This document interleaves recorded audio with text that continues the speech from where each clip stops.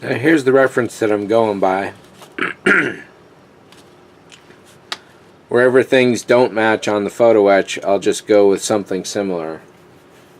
All of these, for example, are all steadies, steadies, steadies, steady, steady. So I don't necessarily need any flashing at all. Throwing one or two here and there always livens things up a little. I've pretty much tried to follow this as a suggestion. I'm pretty sure I missed a color or two, but I will be able to fix that when I go to finalize and put them into the final place.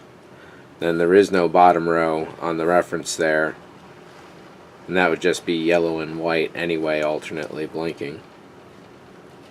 On the computer consoles, the long fibers that still haven't been assigned belong to those guys right there.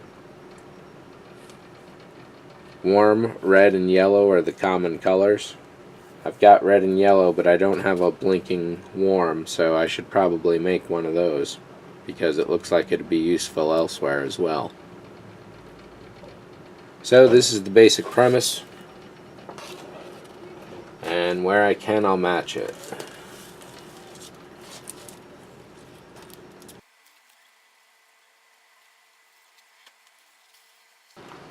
Pretty effective. The green is very bright compared to all the other colors. Red wouldn't work too well, neither would orange or yellow. Blue is not too bad, but green is definitely the brightest versus all the other colors.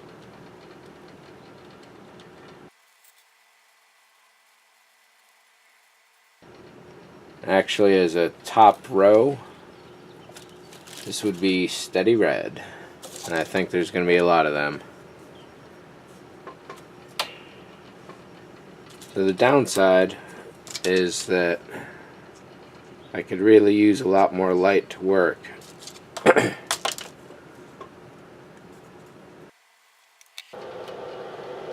One trick I did along the way was that when I knew there was a lot of one color coming up, rather than labeling each one, I would transfer the thread itself way over here.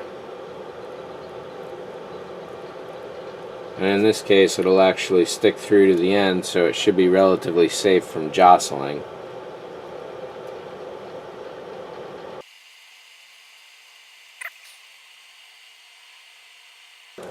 And do we have a reference match?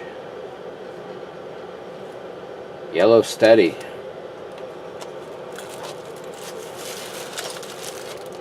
There's two of them. Leave that sitting there for the moment.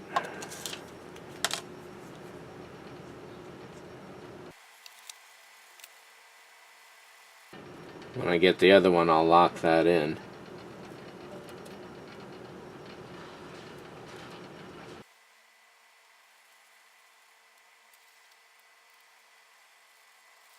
I don't have any color calls for those. Typically those are solid banks of colors.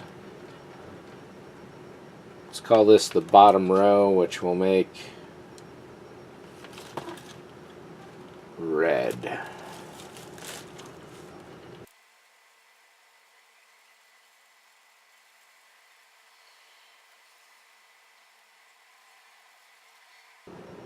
It's important to keep track of your fiber optics at all times.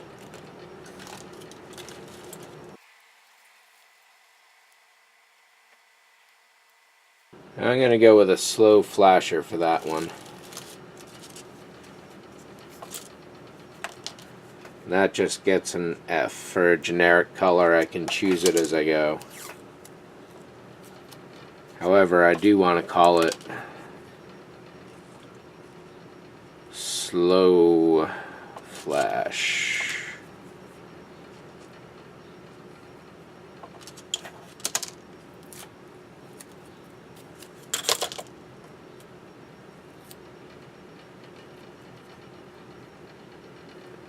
And there may be some more of those, so I'll put this off to the side.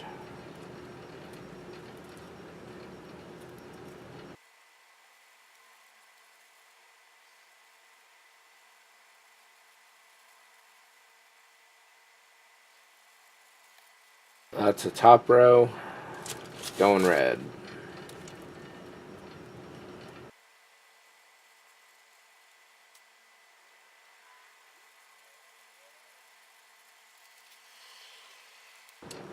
I can make that one up. Let's call that blue.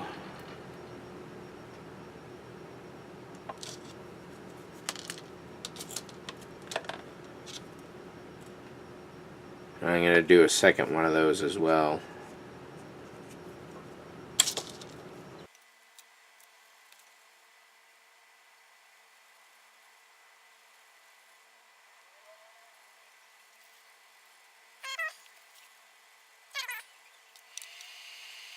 Actually, I'm going to call that one warm.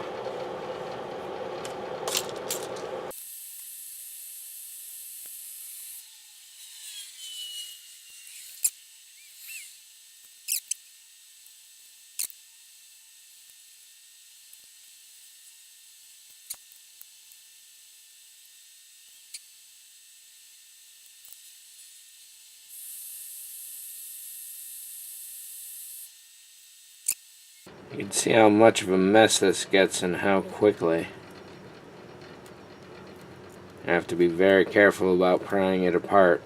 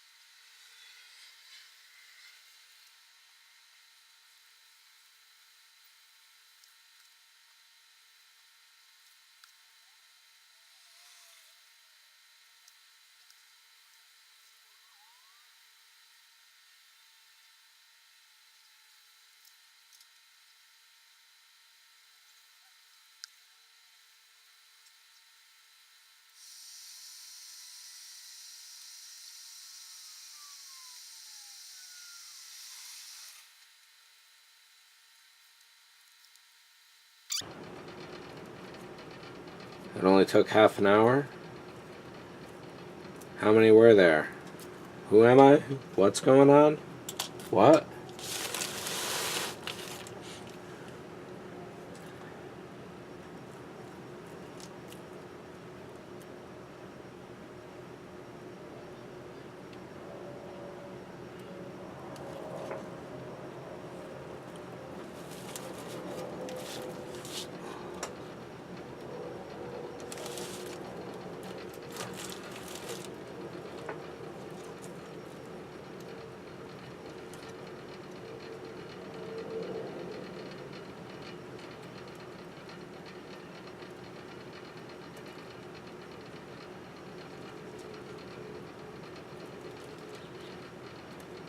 It looks like I can start feeding all this into the appropriate LEDs.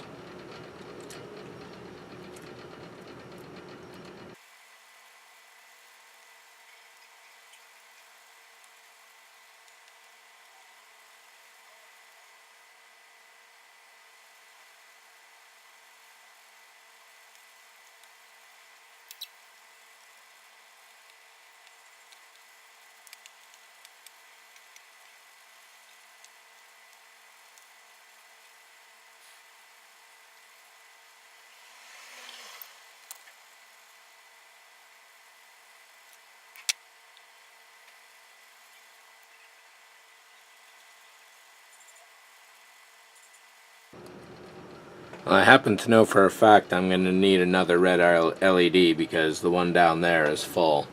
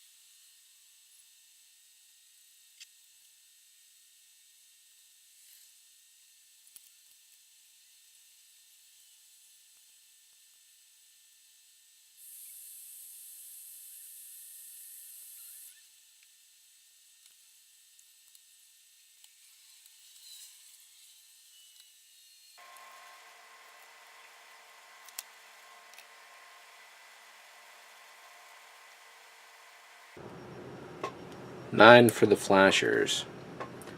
I had hoped I could route some over to the cool white, however, the way I've got this taped up, there's just going to be no way to do that. So it's going to have to rely on the yellow, red, blue, green, and those blues over there I can do as well. But for the moment, I'm going to toss them off to the side like with the reds.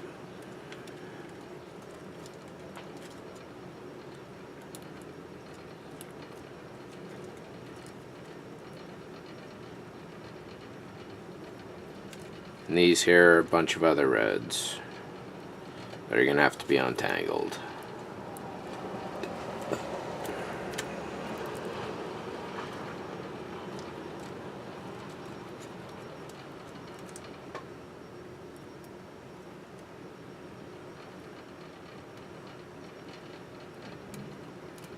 Random stray fiber, where does it go?